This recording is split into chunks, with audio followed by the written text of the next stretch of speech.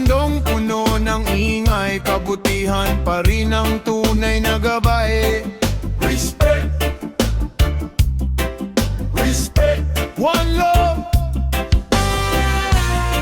Yeah, yeah.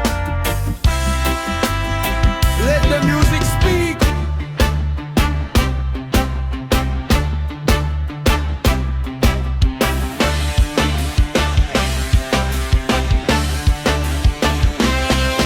Ang respeto ay hindi basta hinihingi, hindi nakukuha sa yabang at panlilin lang. Hindi dahil mataas ang iyong katayuan, may karapatan ka ng mang-apak ng kapwa. Ang tunay na respeto ay pinapatunayan sa simpleng salita at tamang kagalangan, sa paraan ng iyong pakikitungo sa taong walang maibibigay sa'yo.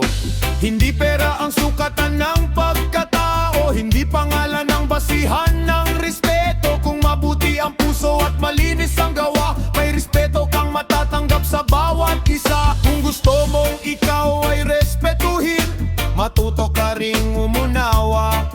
Kung gusto mong mahalin ng mundo, magsimula ka sa pagmamahal sa kapwa. Ang respeto ay para lang sa mabubuting tao, sa pusong marunong magmahal at umunawa sa kapwa.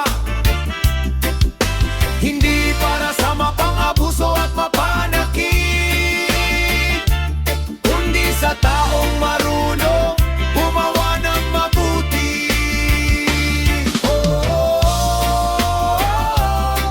Respeto, hindi lang salita sa bibig mo.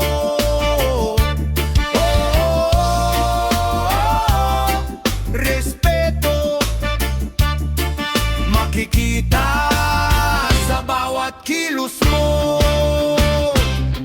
Give respect, receive respect. One love, one heart.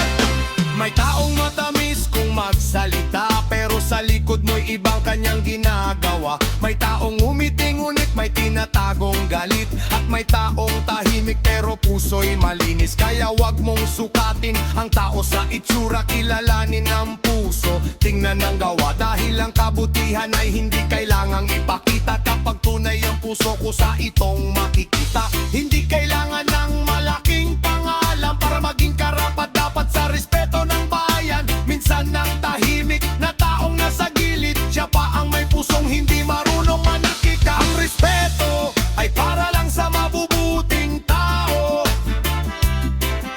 sa pusong marunong magmahal at umunawa sa kapwa. Hindi para sa mapang-abuso at mapanakit, kundi sa taong marunong gumawa ng mabuti. Respeto, hindi nabibili ng pera.